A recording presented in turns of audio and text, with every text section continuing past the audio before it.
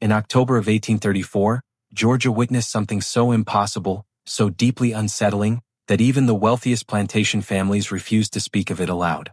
Two enslaved twins, Aaron and Abram, only 13 years old, property of the ruthless tobacco and cotton baron Judge Thaddeus Collier, vanished from a locked smokehouse, one with iron bars thick as a man's wrist. 3 patrollers swore under oath that they saw the boys' silhouettes hanging from the rafters after a brutal punishment meant to teach obedience. Yet at dawn their bodies were gone, the ropes were still tied, and the dirt beneath them was untouched. No footprints, no drag marks, no signs of struggle. Word spread across Burke County within hours. By sundown, whispers hardened into fear. They did not die. They walked out through locked doors. They crossed the river without leaving a ripple. White society was scandalized. But what they did not know, what none of them could have imagined, was that by January 1835, the disappearance of these 2 boys would ignite the deadliest manhunt in Georgia's history. 7 men would be dead. 3 plantations crippled. 1 judge ruined. And the truth, buried under lies for nearly 2 centuries. Before we uncover the disturbing truth, subscribe, hit that bell, and comment your state below. Now, let me take you back to where it all began. The incident that set everything aflame began on a windless morning, the kind that pressed its heat against human skin like a warning. Dawn had only just broken over Collier Ridge when the cries started, sharp, frantic, unmistakably young. By the time Harlan reached the far end of the field, 2 boys were on the ground, a thin 11-year-old named Cyrus clutching his left arm, and Abram standing between him and a white overseer who looked ready to swing again. The overseer, a hard-bodied man with a rusted temper named Latham, hissed through his teeth, "Move aside, boy." Abram didn't move. Not an inch. Aaron appeared moments later, breath hard, eyes fixed on Latham with a stillness that made grown men uneasy. The 3 boys formed an unplanned barrier around Cyrus, whose arm bent at a wrong angle where Latham had struck him with the edge of a hoe. Latham spat at their feet. "You little rats think you can decide who gets punished on my fields?" Abram spoke first, reckless, burning. "He did nothing wrong." Aaron spoke second, quiet, steady. "You broke his arm." Their voices, so different yet so connected, echoed through the morning hush. Even the birds seemed to pause mid-song. Latham stepped forward. "Judge Collier says I may discipline as I see fit." Abram answered, "That ain't discipline." Aaron added, "That's cruelty." Latham's eyes darkened. "You questioning me, boys?" The twins didn't nod. They didn't shake their heads.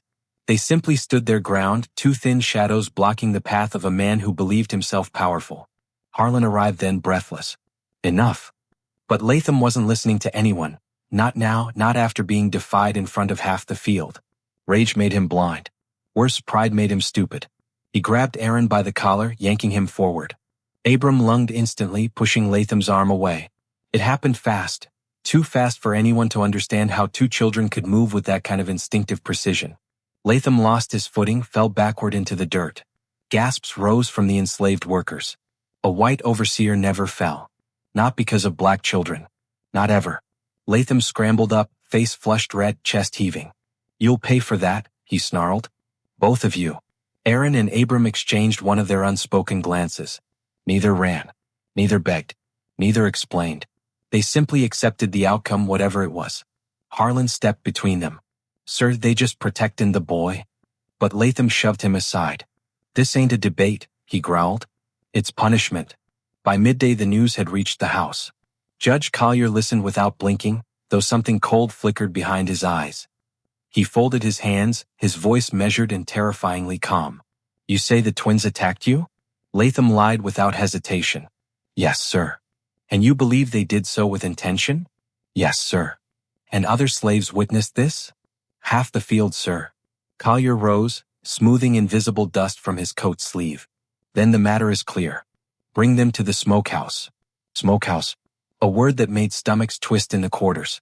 A place where punishments were delivered out of sight, in silence thick enough to bury screams. Harlan tried once more.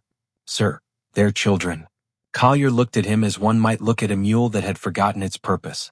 Children who defy white authority cease to be children. Bring them. The twins were dragged across the yard as the sun climbed higher, burning white scars into the sky. The enslaved people watched with helpless dread. Cyrus cried until his breath broke. Ruth held him close, whispering, "Hush, child. Ain't nothin' we can do for them now." Inside the smokehouse, the air was thick with stale tobacco and old blood, the kind that had seeped into wood grain and lived there. Collier stood before the boys, his expression carved from marble. "You think yourselves clever?" he said. Abram lifted his chin. "We think ourselves human." A dangerous silence followed. Latham smiled, expecting violence. Harlan swallowed, wishing he could shut his ears. Collier stepped forward. "You overstepped your place. And the world must teach you what place you occupy." He gestured to the rafters where two short ropes hung, frayed slightly at the ends. The boys' gazes followed the motion, not in fear but in comprehension, as though they had known this moment would come. Abram whispered, "Side by side like always." Aaron answered, "If I go, you go." Collier heard the words and felt something twist inside him, resentment mingled with something he would never call fear. "Bind them," he ordered. Harlan hesitated just for a heartbeat, but disobedience would cost him his life. With trembling hands he secured the ropes around the boys' wrists, lifting them until their toes barely brushed the floor. Latham stepped forward, eager to inflict more pain, but Collier stopped him with a single raised hand. "No further strikes. Let exhaustion teach the lesson." Aaron's breath steadied. Abram's jaw clenched. Both stared at the judge as though memorizing him. Collier stepped back, unsettled by their silence. "When the sun rises," he said, "they will know their place." What he did not know, what none of them knew, was that there would be no sunrise like the one he imagined. Tonight the world would shift, and two boys would step beyond the limits that had changed generations before them. Night settled over Collier Ridge like a suffocating cloth, thick, airless, hiding sins beneath its folds. The smokehouse, a squat wooden structure with a slanted roof and no windows, glowed faintly with the dying candle Harlan had left behind. Outside, cicadas cried into the humid dark, their droning voices rising and falling like the breath of some unseen creature watching from the tree line. Inside, the twins hung motionless, toes grazing dirt, ropes creaking softly whenever one of them exhaled. Their arms throbbed with a fire that licked bone. Their shoulders trembled in tiny, involuntary spasms, but neither boy cried out. Neither begged. Neither surrendered to the pain that was meant to break them. Aaron breathed slow and deep, the way old Nala had once taught him. "Pain is a storm. You do not fight a storm. You endure it until it passes." Abram, in contrast, breathed in sharp bursts, jaw clenched, eyes hot with fury he could not release. When he finally spoke, his voice was barely a whisper. "You hurting?" Aaron answered, "Yes." Abram nodded. "Good. Means we still alive." Their gazes met in the dimness, and for a moment they forgot the ropes. They forgot the judge. They forgot Latham's grin, Harlan's trembling hands, the field full of workers forced to watch. All they remembered was the vow they had made long before today, to survive anything as long as they stood side by side. Outside, the patrollers had finally left. Their boots hammered down the dirt path until the sound faded into the woods. Harlan lingered last, shadowed against the candlelight, head bowed, fists shaking at his sides. He had followed orders, but the guilt clung to him like swamp mud. He whispered through the door, "I'm sorry, boys." Aaron answered softly, "We know." Abram's voice edged with frost. "Sorry don't fix nothing, da." Harlan flinched. "I'll come back at dawn. If I can help you then. I will try." "Dawn is far," Aaron murmured. And Harlan walked away, carrying the weight of a decision he did not yet know he'd make. Hours crawled by. The candle extinguished itself long before midnight, leaving the smokehouse swallowed in darkness so complete that even the boys could not see each other. They relied on the sound of breath, the quiet pattern of survival. Abram exhaled shakily. What if this time we don't get free?" Aaron answered without hesitation, "We will." "How you know?" Aaron's voice lowered to a near whisper. "Because I can feel tomorrow. It ain't got our names on it." A strange certainty filled the air. Something beyond logic. Beyond childhood bravado. Something neither boy had ever tried to explain but both understood. A pull, a current running between them, stronger than ropes, stronger than fear. Minutes bled into hours and still they hung. Past midnight, the weather shifted. A wind rolled over the ridge, rattling the smokehouse boards. The door hinges moaned softly. The ropes swayed harder. Outside, clouds slid over the moon, plunging the yard into a deeper dark. That was when Aaron opened his eyes, though he did not remember closing them, and felt a change in the room. "Abram," he whispered. Do you feel that?" "What?" Aaron's voice trembled, not with fear but recognition. Like the air's waiting. Abram strained to listen. The cicadas had gone silent. The wind had paused. Even the boards of the smokehouse seemed to hold still, as if something beyond the walls had drawn every sound inward. And then it happened. A single rope fiber snapped above Aaron's wrist, so soft it sounded like the cracking of a dry twig. But in the darkness, both boys heard it as clearly as a shout. Abram inhaled sharply. "Aaron?" "I know." The second fiber snapped. Then a third. A slow, rhythmic tearing that did not match the weight hanging beneath it. It was too controlled, too deliberate, as though unseen hands were loosening the knots one strand at a time. "What's happening?" Abram's voice quivered. Aaron's voice steadied. "We ain't meant to die here." The rope gave way completely, and Aaron dropped to the dirt with a muted thud. For a moment he stayed still, stunned by the rush of blood returning to his arms. Then he pushed himself up, teeth clenched against the needle-sharp pain shooting down his limbs. He reached for Abram. "Abram, hold still." "Get me down, Aaron." "Hurry."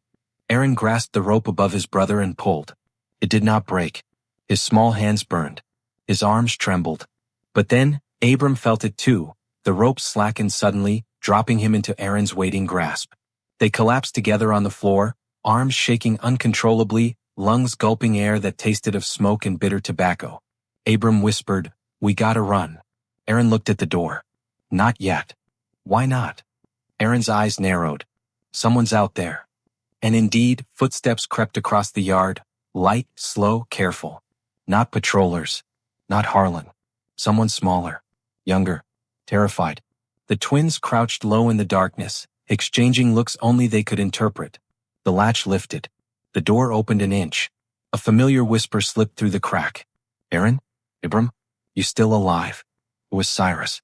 The boy whose broken arm had started everything. What the twins did not yet know was that Cyrus had seen something no one else had, and that his arrival tonight would set a chain of events into motion that Georgia would never forget. Cyrus slipped into the smokehouse, clutching his broken arm tight against his chest, his breath trembling.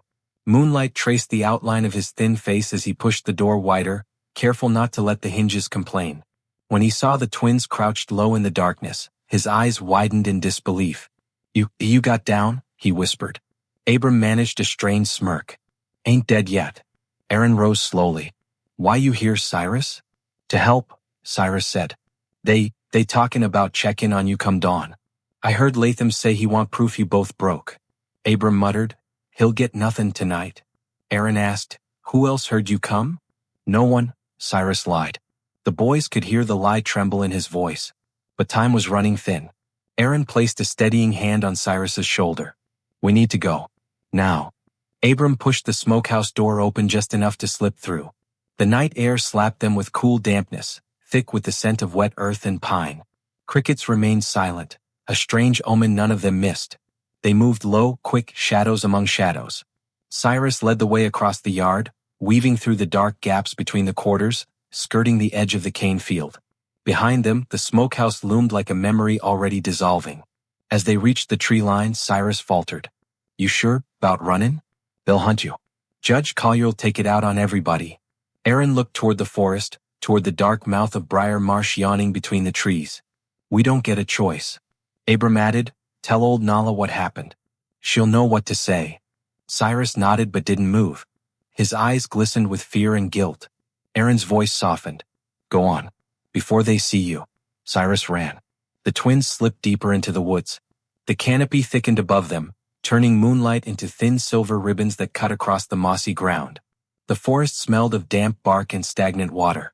Each step sank into soil so what it clung to their feet like hungry fingers. They knew where they were going. Everybody on the plantation knew the stories of Briar Marsh, a stretch of bottomland so twisted with vines and black water that patrollers refused to follow runaways into it. Men spoke of the marsh swallowing full-grown hunters whole, of snakes thick as ropes sliding beneath the surface, of sudden sinkholes that opened like a dying breath. But Aaron and Abram had heard different stories, stories old Nala whispered at night, legends from lands older than plantations, older than Georgia itself. Stories of hidden paths the marsh revealed only to those it chose not to kill. Abram whispered, "You think she was telling truth?" Aaron nodded once. "Always." The marsh welcomed them with a low humming sound, frogs singing from black pools, insects whining near their ears, branches shifting in the wind. The moonlight barely reached the ground now. Their feet slipped into mud that oozed between their toes, thick and cold. Abram grimaced. A snake gonna get me before a patroller does. Aaron almost smiled. Snakes don't want you. How you know? You taste angry. Abram huffed. Then they best stay away. They pressed on. Behind them, faint voices drifted through the trees, men's shouts, dogs barking, patrol bells ringing. Search parties forming already. Judge Collier had not wasted time. Aaron whispered, they come in faster than I thought. Abram spat into the mud. Let 'em come. They ain't taking us back. But the truth neither boy admitted was this. They were exhausted, injured, and deep in a landscape that had killed men stronger than them. Just then a branch cracked behind them. Both boys froze. Their eyes snapped toward the sound. Footsteps. Soft, deliberate. Coming closer. Abram clenched his fists. Ain't no patroller walking that quiet. Aaron whispered, stay still. Something moved in the darkness, a silhouette gliding between trees, old and bent, but unmistakable. Come out, boys, a voice whispered. The twins exhaled at the same time. Old Nala stepped into the moonlight, her shawl hanging loose around her shoulders, her eyes reflecting something ancient and knowing. Abram hissed, Nala, you follow us all the way out here? She leaned on her walking stick. I saw Cyrus running like death itself was on his back. I knew where he meant to lead me. Aaron frowned. You shouldn't be here. She smiled thinly. Someone gotta keep you fools alive. Abram asked, how you walk so quiet? Nala tapped his forehead. Baby, I been on this land longer than your judge been breathin'. The woods know me. She reached into the folds of her shawl and pulled out a small pouch tied with twine. Take this. Salt, dried sassafras, handful of crushed mint. It'll keep your minds sharp and your bodies moving. Abram took it, awe flickering across his face. This gonna save us? Nala shook her head. Only you can save you. This just helps you keep going when your feet say stop. Her gaze darkened. But listen close. Briar Marsh don't like strangers. Don't wander. Don't shout. Don't breathe loud unless you got to. And whatever happen, stay together. Aaron met her eyes. We always do. Good, she whispered. 'Cause something out there waiting for you. Something that ain't waited for no others. Abram swallowed. Good or bad? Nala stared into the darkness behind them. Both. A horn sounded in the distance. Dogs barked louder now. Nala backed away. Go. The marsh'll hide you for a while. But don't think it gentle. The twins didn't waste another second. They ran. Behind them, the swamp swallowed their footsteps. Ahead of them, the unknown waited. And above them, unseen by all three, a figure watched from the trees, silent, patient, dangerous. Someone else had entered the marsh. By the time the twins reached the heart of Briar Marsh, the night had thickened into something almost physical, a living, breathing weight that pressed against their skin. The ground grew softer, sucking at their ankles. Water pooled in black mirrors between the trees. Vines dangled like skeletal fingers waiting to catch unwary fugitives. Abram grabbed a fallen branch for balance. This place trying to eat us. Aaron answered, better the marsh than Collier. But even as he said it, he paused, head tilted. Listen. Abram stilled. The wind? The frogs? No, something else. A distant, bone-deep rhythm. Dogs. Abram's breath quickened. Bloodhounds. Aaron's gaze hardened. We expected this. In the distance, torches flickered through the trees like angry stars. Men shouted, short, commanding bursts. The swamp echoed with splashes of boots hitting waterlogged soil. Abram whispered, they close. Aaron touched his brother's arm. Then we gotta move smarter. The boys slipped deeper into the marsh, following narrow, twisting paths Nala had once murmured about. Paths so subtle only someone who truly studied the land could recognize them. Branches clawed at their arms. Mud sucked at their heels. The sounds of pursuit grew louder, the dogs baying sharper. Behind them, patrollers entered the marsh with curses spilling from their mouths. A man's voice rose above the chaos. Keep them dogs tight. Them twins ain't gettin' far. Abram flinched. That's Thompson. Collier's best hunter. Aaron nodded grimly. Then we don't let him close. The boys ran until their breaths burned, feet pounding through water shallow enough to sprint but deep enough to slow them. Every splash felt like a shout announcing their location. The dogs grew closer still. A sudden howl split the night, wild, furious, triumphant. The hounds had picked up the scent. Abram's voice cracked. Aaron? I know. Left. They veered sharply into a thicket of cane, the stalks scraping their arms as they pushed through. Ahead, Moonlight glowed faintly off a sheet of still water. A dead-end pool. Too deep to wade. Too wide to jump. Abram cursed. Where now? Aaron scanned the water, searching. Then he saw it. A fallen tree trunk stretching halfway across the pool like a narrow bridge. This way, Aaron said. Abram stared. That's gonna break. It'll break after we cross. They climbed onto the slick trunk. Mud and water clung to the bark, turning it into a slippery death path. Branches stuck up like sharp ribs. Beneath them, the pool rippled with unseen movements, fish or something worse. Halfway across, Abram whispered, "Don't look down." "You look down," Aaron murmured. "Maybe. Just keep walking." Behind them, dogs burst into the clearing, their growls echoing across the water. Torches followed, firelight scattering across the pool's surface. The twins froze as a hound reached the trunk and snarled up at them. A patroller shouted, "They crossing the log. Shoot if you got the angle." Gunshots cracked. Sparks ricocheted off the trunk. Abram slipped. "Aaron?" Aaron grabbed him by the wrist, pulling him upright. "Don't fall. Don't even think about it." Abram's heart thundered. "I ain't dying in some swamp." "Then move." They reached the far side just as a bullet splintered the trunk where Abram had stood seconds earlier. The boys leapt off and sprinted into another veil of vines. Behind them, the log tilted, snapped, collapsed into the water with a violent splash, dragging two dogs into the depths with it. Men shouted, torches wavered. Aaron whispered, "That buys us minutes, not hours." The marsh thickened until walking became a constant battle against roots and water. But Aaron felt something, an instinct pulling him in a direction he didn't fully understand. "This way," he said. Abram panted, "You sure?" "No, but it feels right." What he did not say was this. Something in the marsh whispered to him, guiding him as though the land itself wanted them hidden.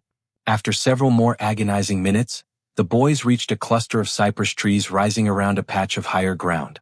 The roots twisted upward like living walls, creating a natural shelter. Abram sank to his knees, chest heaving. "Can't run no more, not like this." Aaron knelt beside him, hand on his back. "We rest. Just for a moment." But the marsh was not silent. Leaves rustled. Water rippled. A branch dipped under some unseen weight. Abram stiffened. "You hear that?" Aaron turned slowly. Something moved just beyond the trees, tall, slow, deliberate. Not a dog. Not a patroller. Something alone, patient, watching. Abram whispered, "Ain't no way it's a deer." "No," Aaron murmured. "It ain't." The figure stepped closer, the outline of a man, but too still, too silent, too calm for someone crashing through a hunt. A voice floated through the dark. "Oh, measured. Human. You boys picked the wrong marsh." Abram's breath froze. Aaron's pulse quickened. The figure stepped into the moonlight.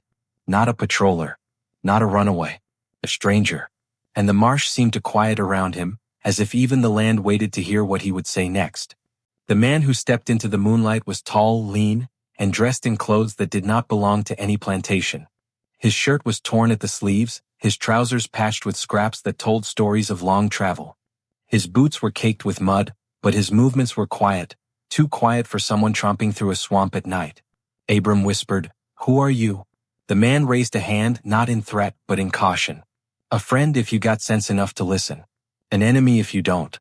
Aaron studied him. "You followed us." "No," the man said. "I've been watching the marsh long before you two stepped foot inside. This place full of secrets. Lucky for you, I know most of them." Abram glanced at Aaron.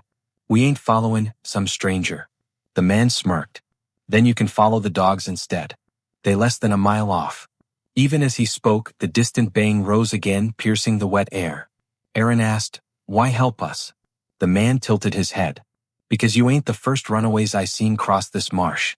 And you won't be the last. But you too." His eyes narrowed with something like recognition. "You too different." Abram bristled. "Different how?" "Different enough that the whole county already whispering your names." He took a slow step closer. "And different enough that if Collier catches you, he'll make a lesson out of every soul you ever spoke to." Aaron exhaled. "So you want us to trust you?" The man nodded once. "You got my name yet?" "No. Call me Gideon." The name hit the air like a stone dropped into deep water. Gideon. The name of a ghost among runaways. A man said to have escaped 3 plantations, outsmarted hunters, and vanished into forests where nobody survived alone. Abram's eyes widened. "You that Gideon?" Gideon shrugged. Depends on who is skin. You boys got names? Aaron answered, Aaron. Abram added, Abram. Gideon's brows rose. Twins? Always, Abram said. Gideon scratched his jaw. Come on then. You want livin', to see sunrise, you come with me. But stay close. Marsh don't like strangers who walk stupid.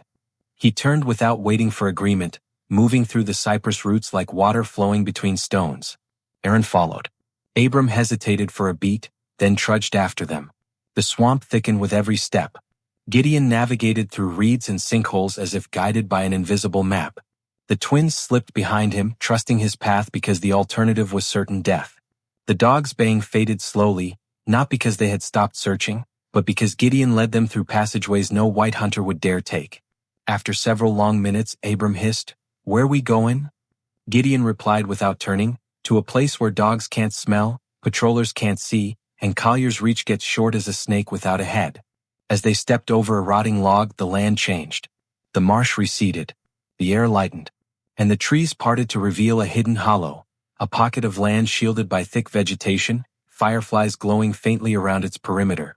There were people there. 5, 6, maybe more, runaways crouched around a small fire buried deep in a pit to hide its flame.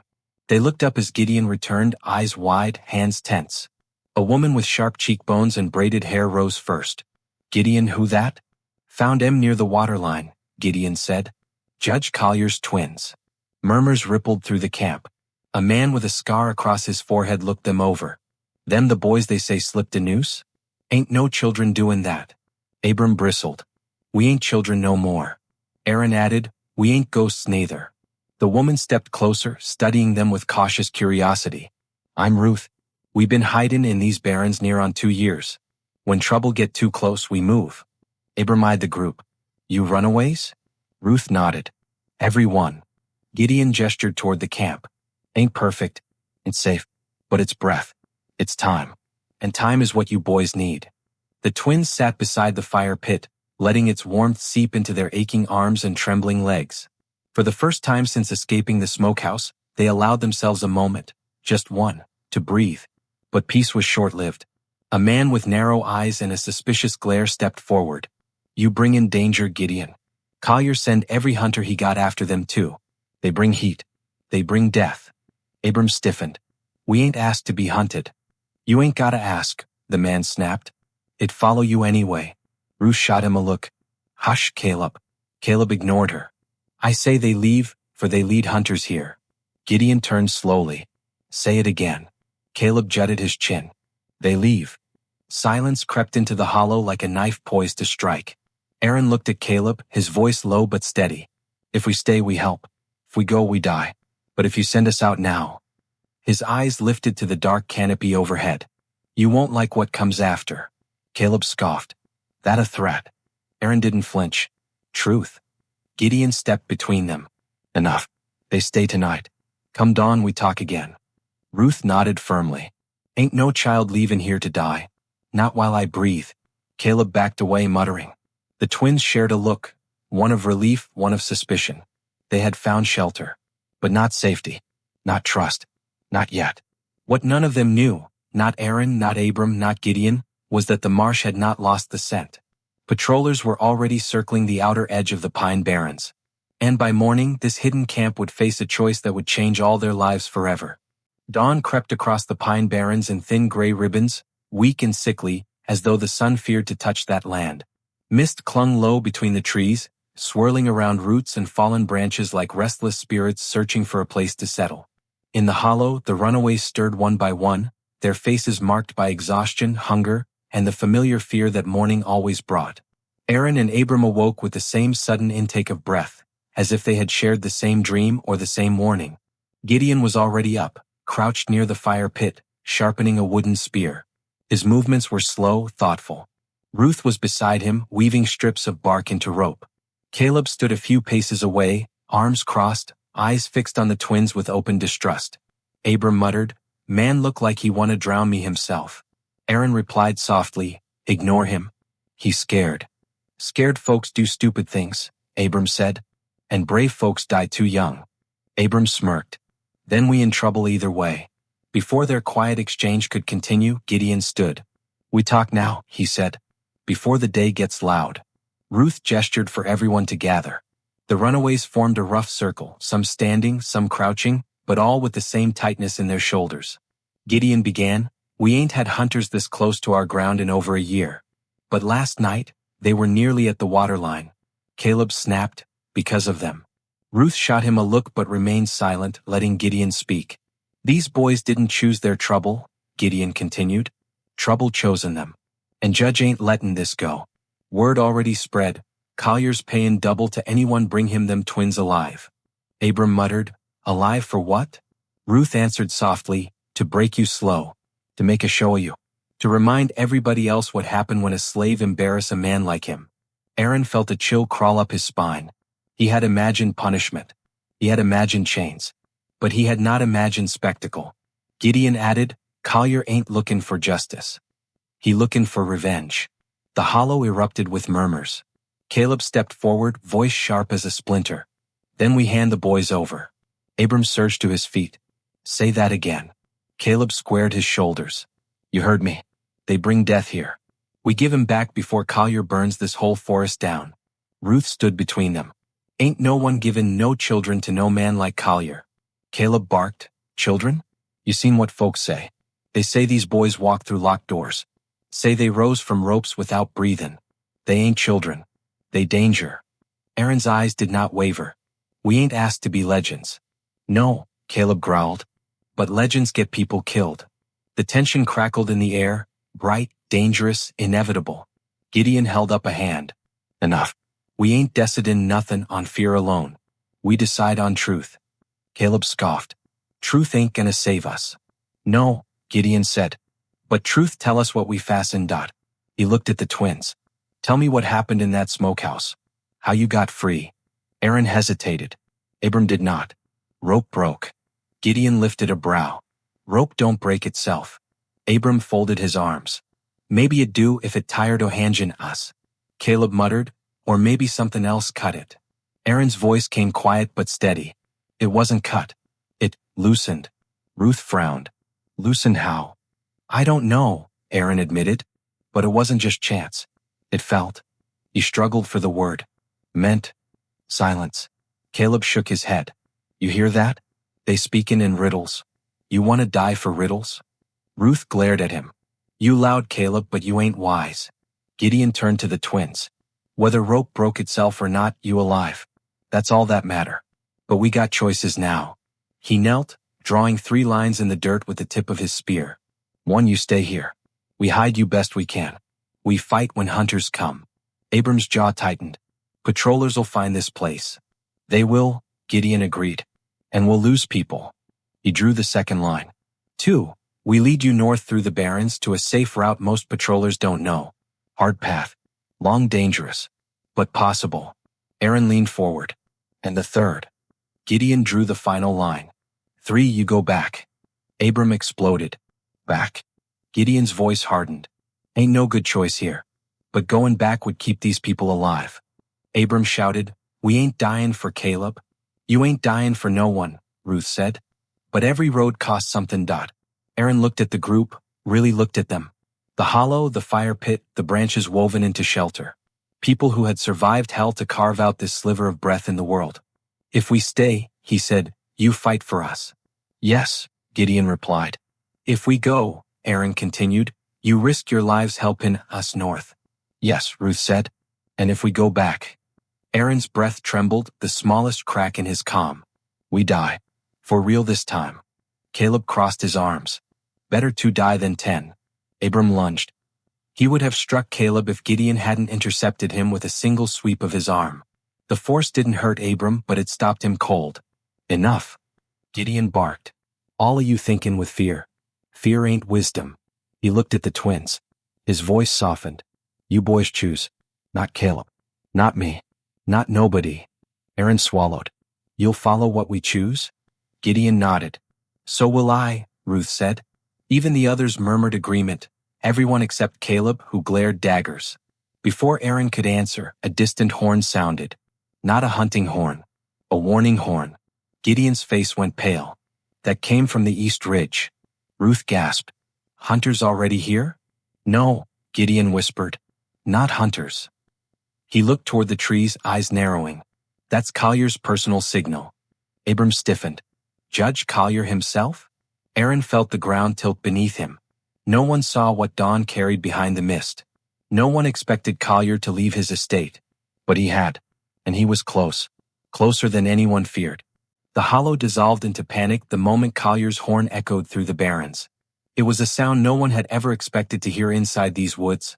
A long, low, metallic bellow that vibrated through the ground like the groan of something ancient awakening. Ruth whispered, "He brought patrollers into the barrens? No man does that.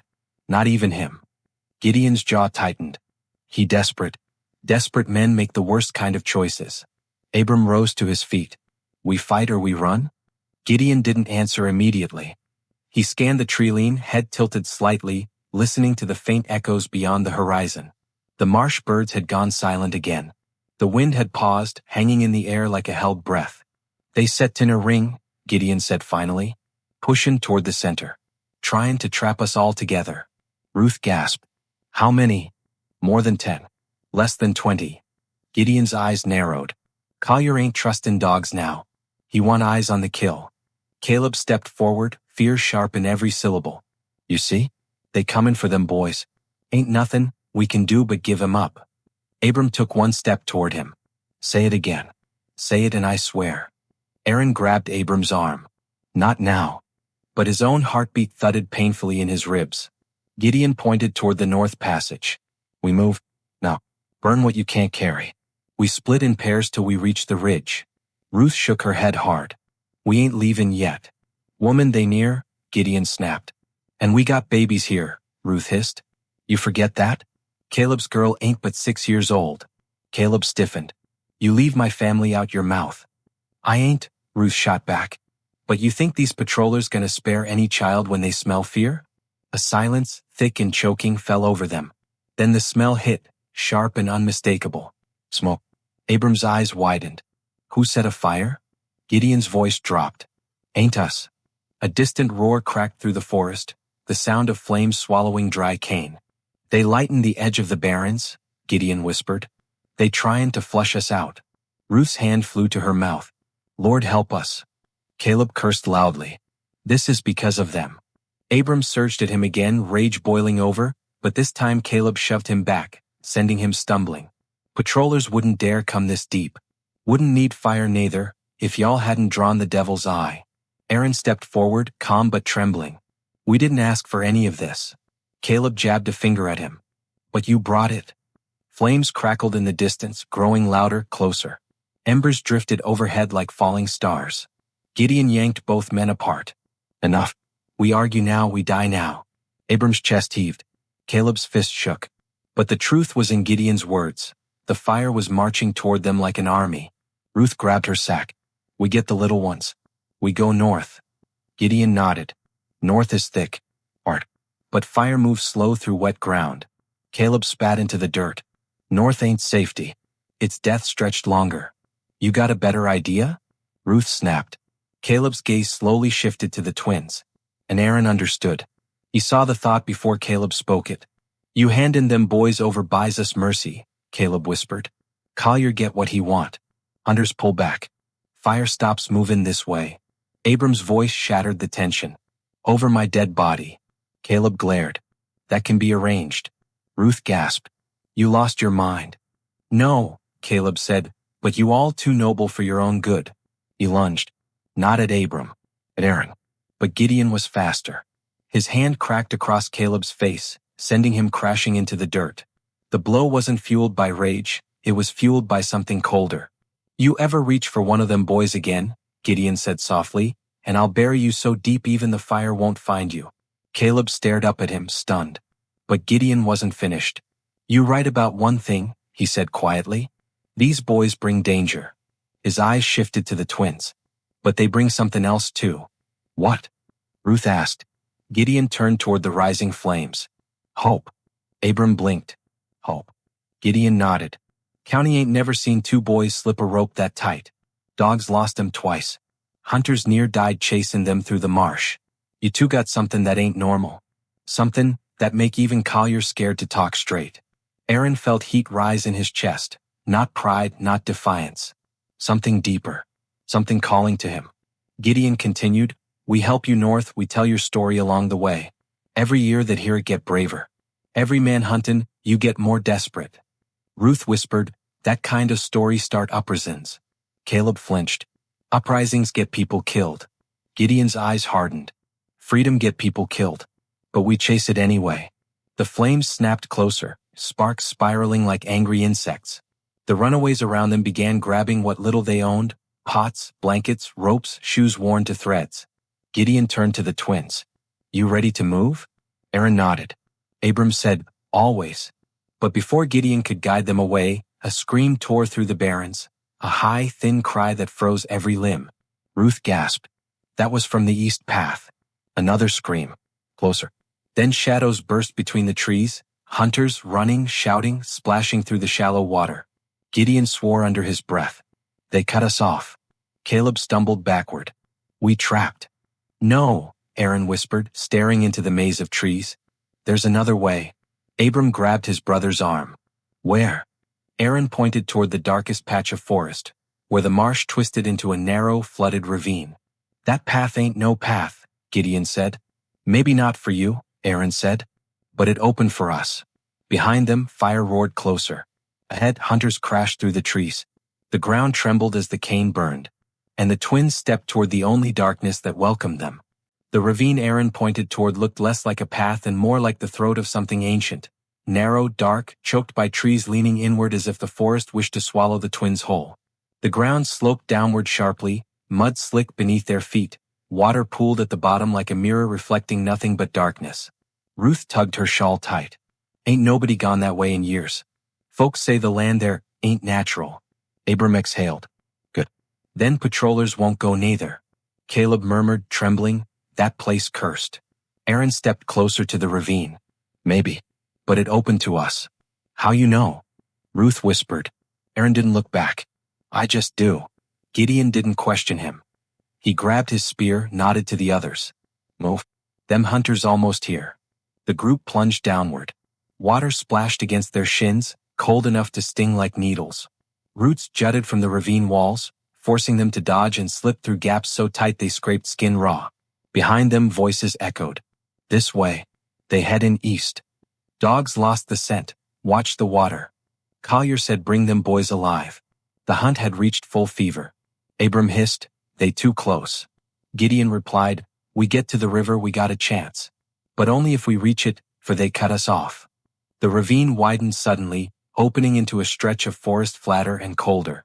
Mist clung to the ground in swirling shapes, drifting around their ankles. The air hummed, an electric stillness, unnatural even for the barrens. Ruth shivered. "Lord, what place is this?" Gideon whispered, "A place I ain't walked. And I ain't new to these woods." Aaron didn't answer. He walked forward as though the land whispered directions into his bones. Abram followed closely. "You feelin' something, ain't you?" Aaron nodded. "Like something waitin'. Not bad. Not good. Just watchin' the..." Before Abram could speak, the trees thinned, and the forest opened into a shoreline so wide and silver it looked like the edge of the world. The Savannah River. Fog rolled across the water in smooth blankets. The moon overhead stretched its pale reflection across the current, turning the surface into a sheet of trembling glass. Ruth gasped. "We can't cross this. Current'll drag us under, for we take 10 steps." Caleb collapsed to his knees. "We doomed." Gideon scanned the tree line. "We can move south, find a shallow bend." "No time," Aaron said quietly, because behind them torches flared through the trees. Hunters burst into the clearing. The flames cast long, violent shadows across the ground. Dogs snarled, pulled at their leashes, teeth bared. Collier himself stepped forward, his coat damp with sweat, eyes burning with fury. "There," he rasped. "There they are." Abram tightened his grip on Aaron's arm. "We fight." "No," Aaron whispered. "We go forward." "Forward where?" Aaron looked at the river. Abram froze. "Aaron, we can't swim that." But Aaron wasn't listening to fear. Somewhere in the cold humming silence of the barrens, a truth had taken root. A truth older than Collier, older than the plantation, older than the river itself. "We don't swim," Aaron said. His voice was calm. Steady. Certain. We cross. Hunters shouted. Dogs lunged. Gideon grabbed Ruth's arm, dragging her behind a fallen log. But the twins stepped into the water. Not fast. Not panicked. Almost gently, like the river belonged to them. Abram whispered, breath shaking, "Aaron, if we die, I'm haunting you." Aaron almost smiled. "Then stay close so I ain't alone." Their feet sank into the cold surface and did not plunge. The boys stood in water up to their ankles, but the river did not swallow them. The current parted around their legs in smooth arcs, like two invisible barriers shielded their bodies. Mist curled around them, twisting upward in spirals that shimmered faintly in the moonlight. A hush fell over the world. Hunters froze mid-step. Dogs whimpered, tails lowering. Collier stared, face pale beneath the torchlight. "Shoot them," he screamed. "Shoot." But the nearest hunter lowered his gun slowly, whispering, "Judge, the water, it ain't touching them." Another man backed away. "This ain't right. This ain't natural." The twins walked further. The river deepened to their knees, then to their waist, then, strangely, to their knees again, as if the riverbed lifted beneath their steps. The surface parted around them as if pushed aside by unseen hands. Abram stared down in disbelief. "We ain't sinking, Aaron." "No," Aaron whispered. "We ain't." Behind them, Collier trembled. His voice cracked. "They cursed." "No," Gideon murmured from behind the log. "They chosen." The twins continued across the impossible path until they reached the center of the river, where the current raged hardest, and still the water slid away from them like a respectful bow. Hunters stood paralyzed, weapons shaking. Collier's face twisted into a mask of hatred and fear. "They ain't human," he shrieked. But the boys didn't turn back. They didn't look behind them. They simply walked, step after impossible step, until the river delivered them to the far bank. Abram collapsed onto the mud, chest heaving. "We made it." Aaron looked back across the water. "No, we ain't done yet." Because Collier, trembling with fury, pointed across the river and screamed, "After them." I don't care what that river did, after them. But the hunters did not move. No man dared step into water that refused the laws of God and nature. And what none of them knew, none of them, was that this night, this crossing, would echo through Georgia for decades. A legend born in silence. A truth buried in fear. And the twins had just stepped into a destiny no one, not even they, understood. They did not stop running after crossing the river. Not when the water calmed behind them like they had never touched it. Not when the forest swallowed the moonlight and turned every shadow into a warning. Not even when Abram collapsed twice from exhaustion, dragging himself upright each time only because Aaron would not leave him behind. Only one thought guided them now, a pull, a gravity, an instinct that rose in Aaron's chest like a living flame. They had to go back. Not to surrender. Not to beg for mercy. But to save the one person whose fate weighed on them heavier than any chain. Old Nala. Aaron whispered it as they stumbled through the darkness. "He'll hurt her. Collier won't let her live." Abram gritted his teeth. "Then we ain't letting him touch her. Not now, not ever." Hours bled together as the boys moved through thickets and brambles, using every hidden path Nala taught them in whispers by lantern light. The forest eventually thinned and Collier Ridge rose ahead, silent, hulking, scarred by the night's hunt. But the silence wasn't peace. It was dread. A faint orange glow flickered behind the old tobacco barn. Abram stiffened. "Aaron, that ain't sunrise." Voices echoed, harsh, frantic, vicious. "Bring her out." She helped them boys run. Judge said make an example o' her. Aaron's blood turned to ice. Nah. The twins dropped low, crawling through cane, slipping between rows until the scene revealed itself. The barn door was open, lanterns swaying inside.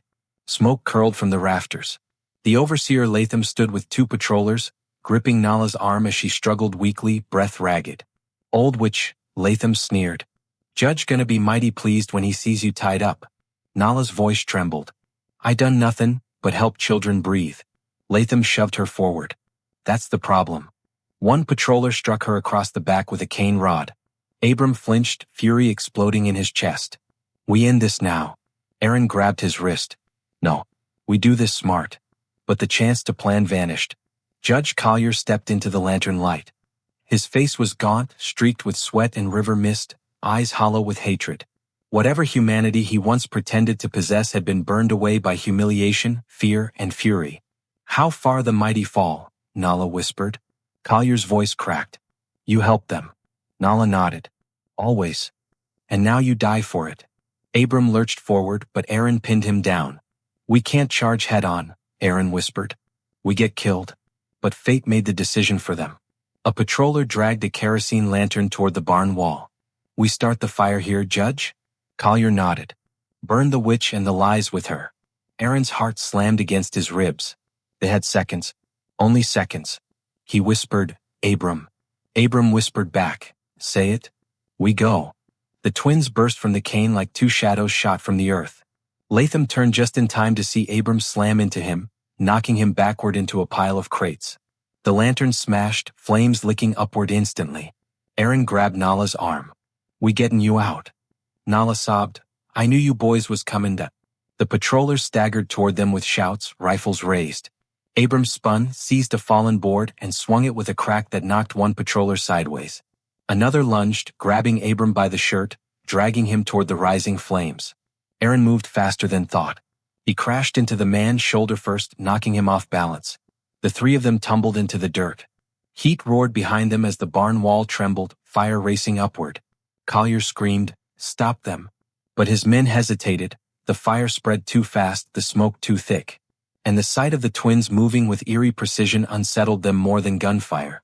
Abram dragged Nala toward the barn exit. Aaron rose to face Collier. For a heartbeat, everything stilled. Smoke swirled around them like dark wings. Sparks drifted between them like burning snow.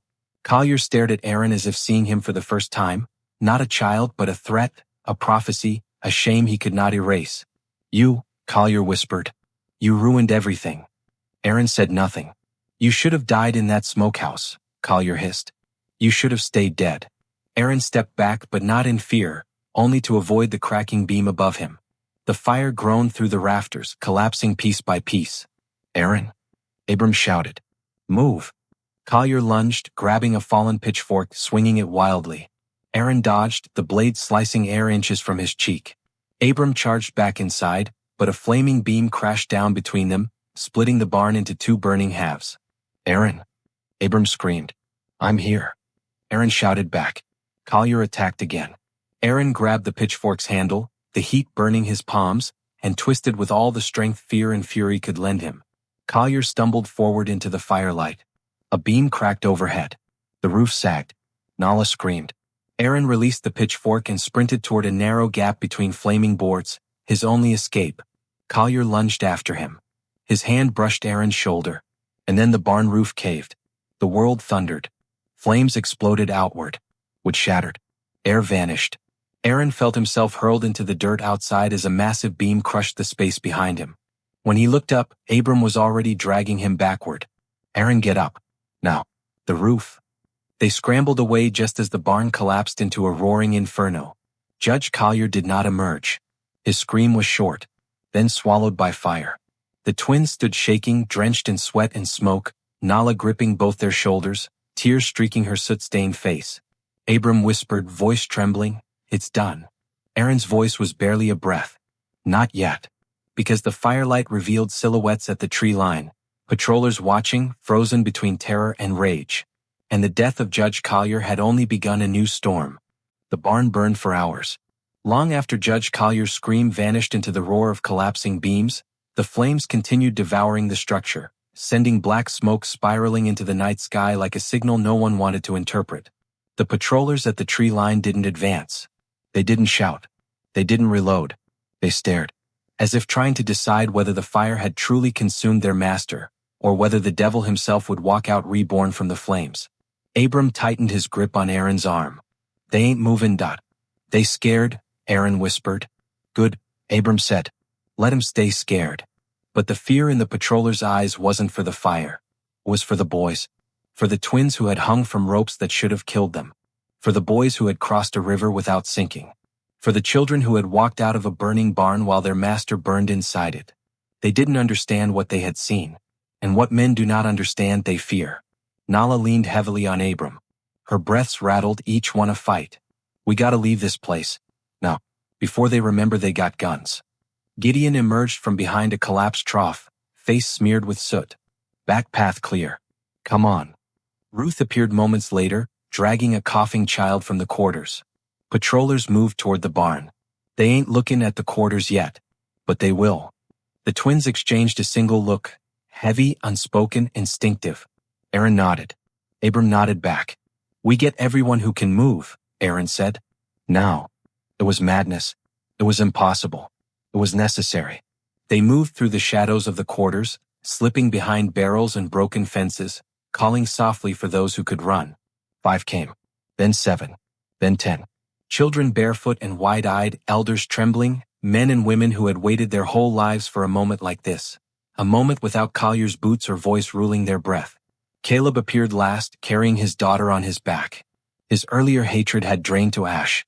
His voice cracked as he whispered to Gideon, "You was right. Them boys chosen. Ain't no other way to explain tonight." Ruth snapped, "Save the revelations. Move." The small group followed Gideon into the dense thicket behind the barn, where the forest opened into a hidden path choked with vines. It wasn't a real trail. It wasn't safe, but it pulled them away from the burning estate, deeper into the darkness. Behind them, the patrollers finally stirred. "Fan out," one shouted. "Find him before they hit the ridge. Judge told us." "Judge dead," another man whispered. "God help us all." But orders were orders. Fear might slow them, but it wouldn't stop them. Gideon whispered sharply, "Faster." The escaping group pushed onward through brambles that snagged clothes and roots that clawed at ankles. Nala nearly fell twice. Abram held her upright each time. Aaron guided 2 children who clung to his arms like lifelines. They reached a narrow creek that wound like a silver scar through the darkness. Gideon splashed across first, checking the ground. "This way leads north," he said. "Toward the Pine Barrens again. But patrollers know them barrens got runaways. They gonna search." Aaron looked toward the distant glow of the burning barn. "They'll spread thin trying to find us. Fire make him blind." Abram smirked weakly. Fire been making him blind for years. But even in the darkness, even with the flames far behind, something pressed at their backs. A weight that belonged not to men but to memory. This land had seen men escape, yes, but it had never seen children defy death twice in one night. Ruth whispered, "Folks gonna talk about this." Nala nodded slowly, voice barely holding together. "They already whisperin'. By tomorrow mornin', half the county will say them boys ain't flesh but spirits." Caleb murmured, "If spirits, they the type that fight back." As they walked, the forest swallowed the last threads of firelight, replacing them with darkness thick enough to hide armies. Crickets resumed their song. Owls hooted softly overhead. The world pretended nothing had happened. But the truth hung in the air like fog. Collier Ridge had lost its master, and the county had lost the illusion of control. Aaron suddenly stopped. Abram tensed. "What?" Aaron pointed to the ground, a patch of soft soil trampled by heavy boots. Gideon knelt, tracing the imprint with 2 fingers. "Patrollers. At least 4. Passed through here earlier." Ruth's breath hitched. "Which way they headed?" Gideon pointed south. "Toward the barrens." "Toward where we were," Abram said. "Toward where we supposed to be dead," Aaron added quietly. The realization hit all of them. They were ahead of their hunters. For the first time all night. Gideon stood. "We keep north. They chasin' ghosts in the wrong direction." The group moved faster, slipping deeper into the maze of trees. But Aaron glanced back one last time. Smoke still rose over Collier Ridge. The barn was a skeletal ruin. And somewhere beyond the dark horizon, patrollers searched for 2 boys who no longer belonged to the rules of men. He whispered to himself, "This ain't the end." Abram heard him. "No, this just the part where they learn what we are." Aaron didn't answer, because he didn't know yet. Not fully. But something inside him, something ancient, something quiet, something that had protected them in the smokehouse and lifted them across the river, was awakening. And the world was not ready. By sunrise, the flames at Collier Ridge had eaten the barn down to a ribcage of charred beams. The sky above it glowed a dull, angry orange as smoke drifted into the air like a funeral veil. Patrollers circled the ruin with haunted expressions, searching for any sign of their master. They found only ash, bone. Cloth buttons melted into slag. Judge Thaddeus Collier was gone. But the county refused to accept how. Later that morning, men met in the parlor of the nearest overseer's house. They spoke in low, shaking voices, clutching coffee that had long grown cold. "No child survived a rope," one muttered. "No child walked across a river," another insisted. "No child pulled down a barn on a judge." "Then what did?" a third whispered. Silence. Then Latham, weak from smoke, trembling with guilt, said, "They weren't children." Someone scoffed. "You tellin' lies?" No, Latham's eyes were bloodshot. "I seen him. I seen him hangin'. I seen him dead." "So how they move after?" Latham pressed a shaking hand to his forehead. "I don't know. I don't." He didn't finish.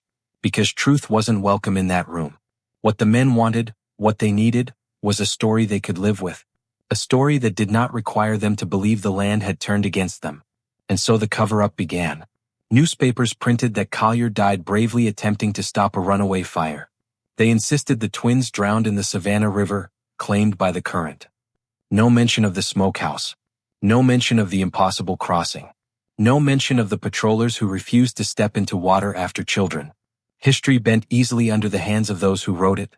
But memory, real memory, did not bow so simply. In the weeks that followed, whispers spread like wind-driven embers. Some said the boys fled north and joined a network of runaways who guided souls to freedom in the dead of night. Others swore the twins were seen months later near Augusta, leading a band of escapees across the river without a single footprint left behind. A few travelers whispered that they reached Canada, where two quiet young men, inseparable, mirror-like, worked on a fishing wharf and never spoke of Georgia. And then there were the darker stories. The ones plantation owners refused to repeat. Stories of two shadowy figures seen near slave patrol stations the night before uprisings. Stories of white men waking to find their watchdogs whimpering at shadows. Stories of children who, when punished, whispered, "You can try, but we don't break." Stories of twins who crossed water like saints or spirits. Stories of boys who could not be killed. As for Gideon, Ruth, Caleb, and the others, some survived. Some reached northern states. Some made it only as far as Charleston before capture or illness claimed them. The forest swallowed the rest. But everyone who escaped that night, everyone who ran through the barrens guided by two boys who should have been dead, carried the memory until their final breath. Ruth lived long enough to tell it to her granddaughter, how water bent for the twins, how fire wouldn't touch them, how fear turned into hope the moment they stepped across the river. Caleb told the story only once on his deathbed. He said, "Them boys weren't spirits. They were something better. They were free." And Nala, old, wise, unbreakable, claimed she felt their presence years later. "Them boys ain't gone," she whispered. "They just walkin' where nobody follow." Generations passed. Collier Ridge rotted and collapsed, reclaimed by vines and silence. The smokehouse, once a monument to terror, vanished under moss. But on certain nights, fishermen on the Savannah River reported something strange. Ripples moving with no wind. Footprints appearing along the muddy bank without a soul in sight. Two faint shapes walking side by side across the water before dissolving into the fog. Most dismissed these tales as superstition. But historians still debate the truth. Some insist the twins simply escaped, nothing more. Others argue the accounts were exaggerated to inspire rebellion. A few quiet scholars claim the river crossing was not metaphor, but memory. And somewhere in the gray space between myth and history lies the real story. Two boys, 13 years old, enslaved, broken but unbroken, alive when they should have been dead. Impossible survivors who became impossible legends. And the truth, whatever version one chooses, still haunts Georgia. Because Collier Ridge did not fall because of a fire. It fell because of fear. The kind of fear born not from danger but from possibility. From the terrifying idea that even the smallest, youngest, quietest souls could rise against the world built to crush them. What do you think truly happened that night? Were the twins blessed, cursed, or something the history books never wanted us to understand? Leave your thoughts in the comments below. If you found this tale haunting, and want more dark historical mysteries that blur the line between truth and legend, subscribe to Chronicles of Shadows. Hit the notification bell so you never miss a story. And share this video with someone who believes the past is silent. These stories must be remembered. These voices must be heard. See you in the next chapter.